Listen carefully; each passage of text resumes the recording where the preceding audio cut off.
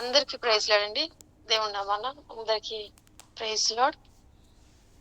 మరి ఉదయ కాలమున ప్రభు నాకు ఇచ్చినటువంటి యొక్క సమయాన్ని బట్టి దేవుని నామాన్ని మహింపరుస్తా ఉన్నాను. ఆయనే జ్ఞానం ఇచ్చి ఆయనే నడిపించాలని ఆశపడతా ఉన్నాను, అలాగే నేను కోరుకుంటా ఉన్నాను. నిజంగా దేవుడు ఎంతో, మనము ఎంత చెప్పుకున్నా కూడా తక్కువే దేవుని గురించి. మనం ఆయనతో స్నేహించిన దానికన్నా మనం ఆయన్ని స్నేహిస్తా ఉన్నామంటే, మనము దేవుణ్ణి ఆశ్రయిస్తా ఉన్నామంటే స్వార్థంతోనే ఆశ్రయిస్తా ఉన్నాం దేవుణ్ణి, ఖచ్చితంగా అందులో డౌట్ లేదు. దేవుణ్ణి మనం ఆశ్రయిస్తా ఉంటే మనకు మేలు కలగడం ఏదో కోరుకునే మనము దేవుణ్ణి ఆశ్రయిస్తా ఉన్నాం. అలాగే దేవుడు కూడా, ఆయన కూడా ఈ విషయంలో స్వార్థపరుడే. ఆయన మన దగ్గర నుంచి కూడా ఆయన మరి మన హృదయాన్ని ఆయన కోరుకుంటా ఉన్నాడు కదా. ఆయన కూడా స్వార్థపరుడే ఈ విషయంలో. నిజంగా పనికిరానటువంటి హృదయాన్ని, మనమైతే దేవుని దగ్గర నుంచి అన్ని శ్రేష్టమైన వాటిని మనం కోరుకుంటా ఉన్నాం, కానీ దేవుడు మన దగ్గర నుంచి ఎందుకు పనికిరాని ఎంతో మోసకరమైనటువంటి హృదయాన్ని ఆయన కోరుకుంటా ఉన్నాడు. అది విరిగి నలిగి దాన్ని పరిశుద్ధపరిచి పవిత్రపరిచి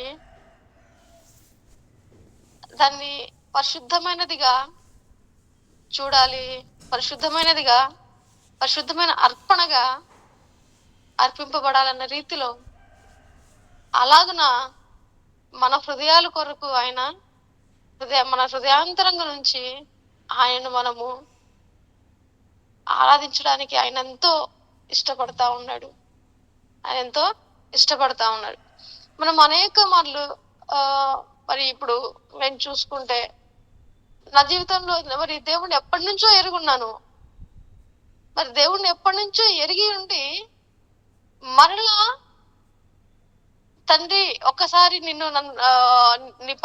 కార్యము నాకు కనపరచవా అని నేను అడిగితే అది ఎలా ఉంటది, ఎంత బాధాకరమైన విషయం కదా. ఇప్పుడు మా నాన్నను, నా పుట్టుక దగ్గర నుంచి నేను మా నాన్నను నాకు తెలుసు, మా నాన్న గురించి నాకు తెలుసు. ఆయన రూఢి, ఆయన మా నాన్న అనేది రూఢి. ఆయన మా నాన్న ఏం చేయగలడో నాకు తెలుసు. కానీ మరలా ఈ విషయం నాకు రూఢిపరచవా అని మా నాన్నని నేను అడిగితే, లేదా ఇది ఒకసారి నాకు కనపరచవా, దీనికి సంబంధించిన నువ్వు తండ్రి అన్న విషయము, లేదా నీకు సంబంధించిన కార్యాలు నాకు ఇంకొకసారి కనపరచవా అని అడిగితే అది ఎంత బాధాకరంగా ఉంటది, చాలా బాధగా అనిపిస్తుంది కదా. యుగేంద్ర అన్న మనకు ఇంతకుముందు మనం సాటర్డే ఒక క్వశ్చన్ ఉండేది, క్వశ్చన్ కూడా వేసేవాళ్ళు. ఆత్మీయతలో ఎదగటం అనేది ఏంటి అనేది. మనం ప్రభుతో నడుస్తూ ఉన్నప్పుడు, మన తండ్రితో నడుస్తూ ఉన్నప్పుడు ఆయన్ని ఎంతగా అర్థం చేసుకుంటా ఉన్నాము, ఆయన ఎంతగా అర్థం చేసుకుంటే మనము మన తండ్రితో ఎంతగా నడిస్తే అంతగా ఆయన ప్రేమిస్తూ ఆయన అంతగా గౌరవిస్తూ ఆయనకు అంతగా లోబడతాం.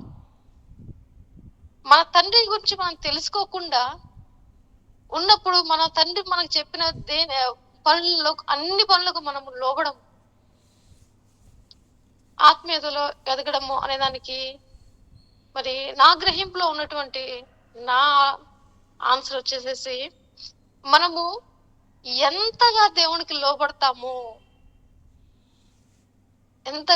లోబడుతూ ఉంటామో మన జీవిత కాలం అంతా కూడా మనము మరి మన జీవిత కాలం జీవిత దినాలు పెరుగుతూ ఉన్నప్పుడు ఇంకా అధికముగా లోబడడం అనేది దేవునికి ఇంకా అధికముగా లోబడడం అనేది జరుగుతున్న కార్యాన్ని ఆత్మీయతలో ఎదగడం అనేది నా గ్రహింపు. ఆయన ఎరుగుతా నా దినములు పెరిగే కొద్దీ నేను ఆయన ఇంకా ఎక్కువగా ఎరుగుతా ఉన్నాను. ఎక్కువగా నా దేవుడి గురించి నేను తెలుసుకుంటా ఉన్నాను. నా దేవుడిని నేను ఎక్కువగా తెలుసుకుంటా ఉన్నప్పుడు ఆయన కార్యాలు నేను ఎక్కువగా గ్రహిస్తా ఉన్నప్పుడు నా నిశ్చయత పెరుగుతా ఉంటుంది. ఇంకా నా విశ్వాసం కూడా ఇంకా పెరుగుతా ఉంటుంది. అప్పుడు పూర్తిగా నన్ను నేను సరెండర్ చేసుకుంటాను. నేను రక్షించబడిన దినాన ఆయన నా రక్షకుడు అనే నిశ్చయత నాకుంది. అయితే ఆ రోజున నేను పాపిని అని సరెండర్ అయ్యాను.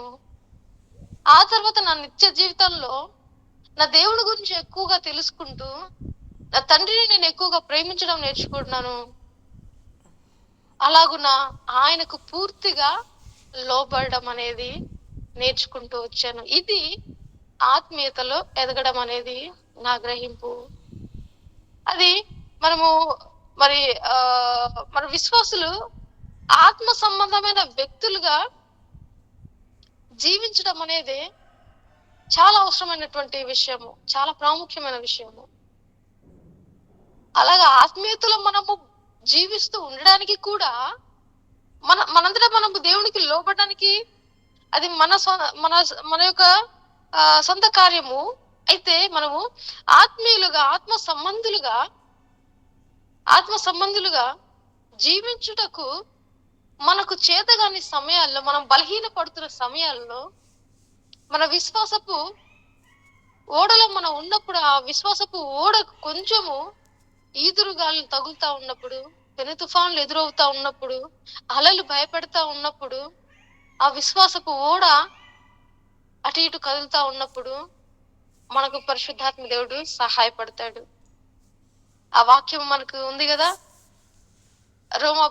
రోమపత్రిక 8వ అధ్యాయము 26-27 చూస్తే, అటువలే ఆత్మయు మన బలహీనతను చూసి సహాయము చేయును. మన బలహీనతను చూసి సహాయం చేస్తాడు. మన అనుదిన ఆత్మీయతలో మనం ఎదగడానికి మనము ఆత్మ సంబంధమైన వ్యక్తులుగా మన విశ్వాస జీవితాన్ని ఇంకా మెరుగుపరుచుకోవడానికి, మన ఆత్మ సంబంధమైన వ్యక్తులుగా జీవించడానికి పరిశుద్ధాత్మ దేవుడు మనకు సహాయం చేస్తా ఉన్నాడు. మనంతటగా మనము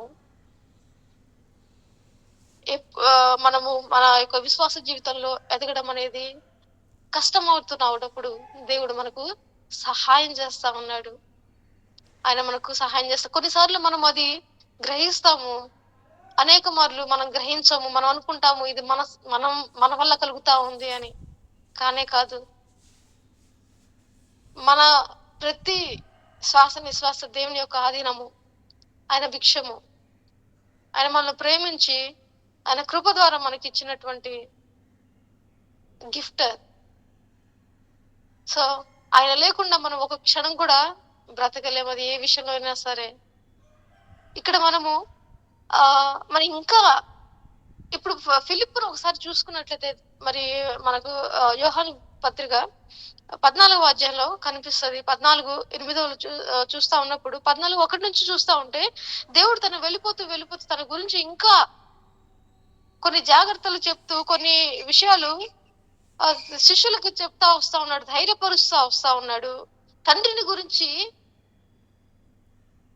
ఇంకా వాళ్లకు అర్థమయ్యే రీతిగా చెప్పుకుంటూ వస్తా ఉన్నాడు. ఆ టైంలో ఫిలిప్ అంటాడు కదా, ప్రభువా, 14వ అధ్యాయం 8వ వచనం యోహాను సువార్తలో చూస్తే, ప్రభువా తండ్రిని మాకు కనపరచుము, మాకంతే చాలు అని ఆయనతో చెప్పగా, ప్రభు ఒక మాట అంటాడు, అందులో బాధ కూడా కనిపిస్తుంది. ఫిలిప్పు, నేను ఇంతకాలము నీ యొద్ద ఉండినను నీవు నన్ను ఎరుగవా? నన్ను చూచిన వాడు తండ్రిని చూసి ఉన్నాడు కనుక తండ్రిని మాకు కనపరచమని ఎలా అడుగుచున్నావు? తండ్రి యందు నేనును నా యందు తండ్రిని ఉన్నామని నీవు నమ్మట్లేదా? నేను మీతో చెప్పుతున్న మాటలు నా ఎంతట నేనే చెప్పుటలేదు, తండ్రి నా యందు నివసించుచు తన క్రియలు చేయుచున్నాడు. తండ్రి యందు నేనును నా యందు తండ్రియును ఉన్నామని నమ్ముడి, లేదా ఈ క్రియల నిమిత్తమైన నన్ను నమ్ముడి. నేను తండ్రి యొద్దకు వెళ్తున్నాను కనుక నేను చేయు క్రియలు నా యందు విశ్వాసం ఉంచు వాడును చేయును, వాటికంటే మరి గొప్పవి అతడు చేయునని మీతో నిశ్చయముగా చెప్పుచున్నాను. మీరు నా నామమున ఏది అడుగుదురో తండ్రి కుమారుని యందు మహిమపరచబడుటకై దానిని చేతును. నా నామమున మీరు నన్ను ఏమి అడిగినను నేను చేతును. మీరు నన్ను ప్రేమించిన ఎడల నా ఆజ్ఞలు గైకొందురు. నేను తండ్రిని వేడుకొందును. తండ్రిని వేడుకుంటానంటున్నాడు దేవుడు. ఏమని? మీ యొద్ద ఎల్లప్పుడూ ఉండుటకై ఆయన వేరొక ఆదరణకర్తను అనగా సత్య స్వరూపియకు ఆత్మను మీకు అనుగ్రహించును. శరీరధారి అయినటువంటి క్రీస్తు ఇంతవరకు మీతో ఉన్నాడు. ఆయన ఉన్నప్పుడు, ఆయన శరీరధారిగా ఉన్నప్పటికీ మనము అనేక సార్లు మనం తండ్రి కుమార పరిశుద్ధాత్మ త్రియేక దేవుడు అంటూనే ఉంటాము.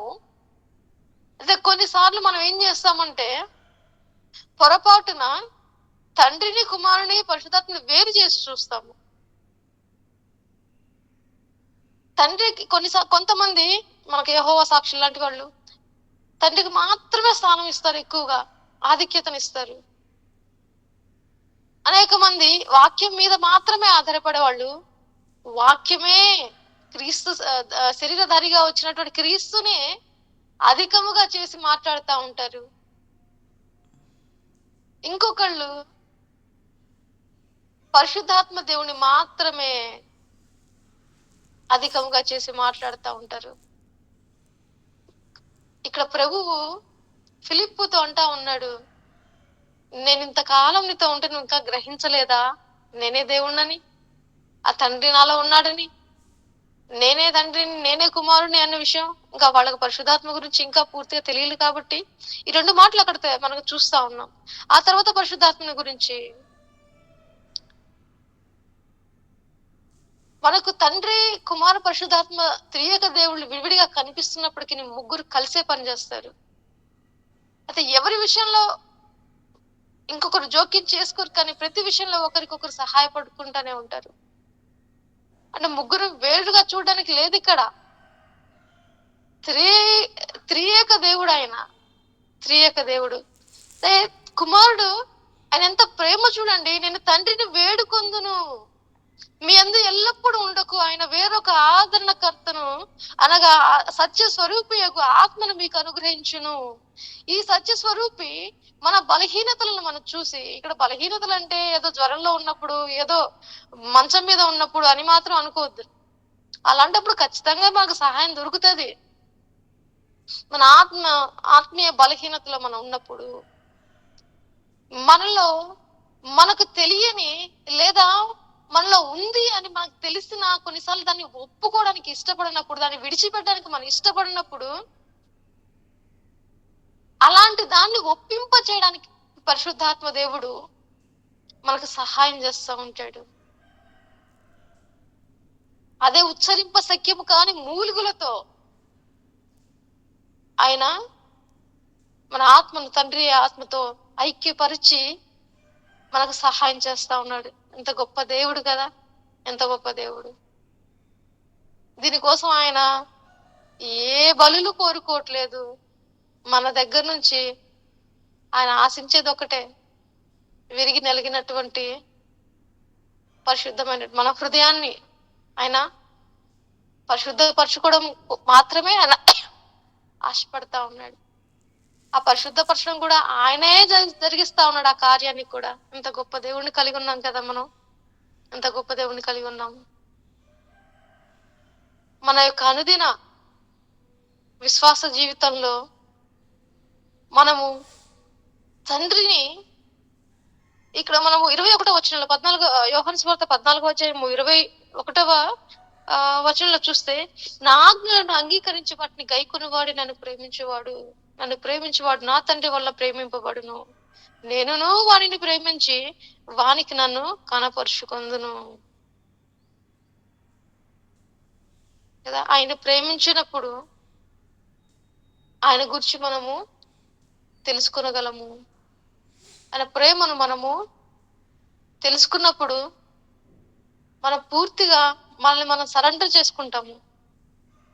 మనం ఆయనకు పూర్తిగా లోబడిపోతా ఉంటాము. ఆ లోబడ్డమే ఆత్మీయతలో ఎదగడము. నిజంగా మరి గలతీ పత్రిక 15:16 మనకు చాలా సుపరిచితమైనటువంటి వాక్యాలే. 15, 16, 18, 25 ఇక్కడ చూసుకుంటే ఆత్మానుసారంగా నడుచుకోండి, అప్పుడు మీరు శరీరేచ్ఛలు నెరవేర్చరు. మీరు ఆత్మచేత నడిపింపబడిన ఎడల ధర్మశాస్త్రములకు లోనైన వారు కారు. మనము ఆత్మను అనుసరించి జీవించు వారం అయితిమా, ఆత్మను అనుసరించి క్రమముగా నడుచుకుందాము. మనము ఫలించే నీతి ఫలాలు పరిశుద్ధాత్మ దేవునిచే అనుగ్రహించబడే పరిశుద్ధాత్మ ఫలాలు. ఇక్కడ శరీరేచ్ఛలు అంటే ఏవో రాంగ్ థాట్స్ అని అనుకోవడానికి లేదు. యవన కాలంలో ఉంటున్న వాళ్ళకి వచ్చేవి కానీ అవి కాదు శరీరేచ్ఛలు అంటే. శరీరానికి సంబంధించిన ప్రతి విధమైనటువంటి ఇచ్ఛ, పర్టికులర్ గా కొన్నే కాదు, శరీరానికి సంబంధించిన ప్రతి ఇచ్ఛ. ఇందులో చూస్తే ఒక మెయిన్ పక్షపాతం అనేది కానివ్వండి, లేదా హెచ్చింపు కానివ్వండి, హెచ్చింపు జీవితం కానివ్వండి, మహిమను దొంగలించడం కానివ్వండి, ఇంకా ఇలాంటి విషయాలు, అందరినీ సమానంగా చూడకపోవడము కానివ్వండి, మరి ఎవరికి రావాల్సినది వాళ్ళకి ఇవ్వకపోవడం కానీ, ఇలాంటివి కూడా శరీరేచ్ఛలే.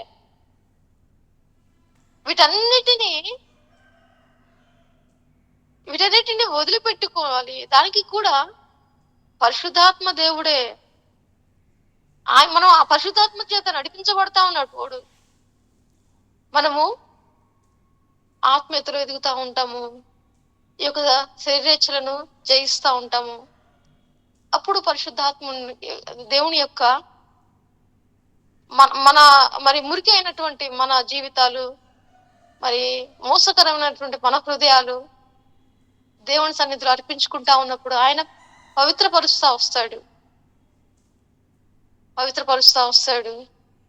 అప్పుడు మనము మన దేవుణ్ణి పూర్తిగా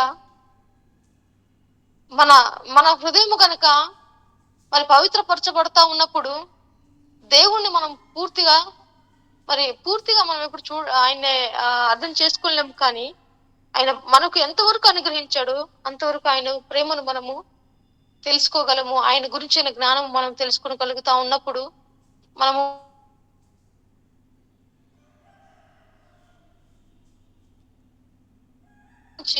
వచ్చేటువంటి ప్రార్థన,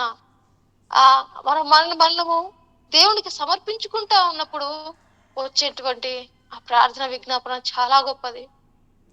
అది చాలా గొప్పది. మరి ఈ యొక్క సమయము, మనకు ప్రార్థనా సమయము దేవుడు ఇచ్చాడు అంటే నిజంగా మనం ధన్యులమే. మనం నిత్యము అనేకుల గురించి మనం ప్రార్థిస్తా ఉన్నాము. అయితే అనేకుల గురించి మనం ప్రార్థిస్తా ఉన్నప్పుడు ఆ ప్రార్థన నేను ప్రార్థిస్తా ఉన్నప్పుడు ఈ పని జరుగుతుంది అనే నిశ్చయత మనకు ఉండాలి, ఆ విశ్వాసం ఉండాలి. అది ఉండాలంటే మన ఆత్మీయత విషయం కూడా మనం క్వశ్చన్ చేసుకోవాల్సి ఉంటుంది. మనం ఎంత ఆత్మీయతలో ఉంటామో, మన విశ్వాస జీవితంలో ఎంతగా ఎదుగుతా ఉంటామో, మనము మన ప్రార్థన మీద మనకు కూడా అంతే నమ్మకం ఉంటుంది. నేను ఇప్పుడు ఈ ప్రార్థన చేస్తా ఉంటే దేవుడు ఖచ్చితంగా వింటాడు, దేవుని చిత్తం అయితే ఆ పని జరుగుతుంది అనేది అది ఎప్పుడు వస్తా ఉండండి. ఇగో మనం ఆత్మీయతలో ఎదుగుతా ఉన్నప్పుడు, మనం ఆత్మీయతలో ఎదుగుతాం అంటే దేవుణ్ణి మనం తెలుసుకుంటా ఉంటాము. కాబట్టి ఆయన తెలుసుకుంటా ఉన్నప్పుడు మన ఆత్మీయతలో ఎదుగుతాము. మన ఆత్మీయతలో ఎదుగుతా ఉన్నామంటే మన విశ్వాసం కూడా పెరుగుతా వస్తుంది. మన విశ్వాసం పెరుగుతుంది అంటే ఆయన కన్నా గొప్ప కార్యాలు అంటే దేవుడే చెప్తారు ఆ విషయాలు, నాకన్నా ఎక్కువ కార్యాలు మీరు చూస్తారయ్యా అని. అది చేయగలగడము ఈ యొక్క ప్రార్థన సమయంలో దేవుడు మనకు గ్రహింపునిస్తా ఉన్నాడు. దాన్ని మనం స్వతంత్రించుకొని అలాగున మన ఆత్మీయతలో ఎదగాలని ఆశపడతా ఉన్నాను. అటు రీతిగా దేవుడు మనందరినీ నడిపించును గాక. ఆమేన్. Praise lord.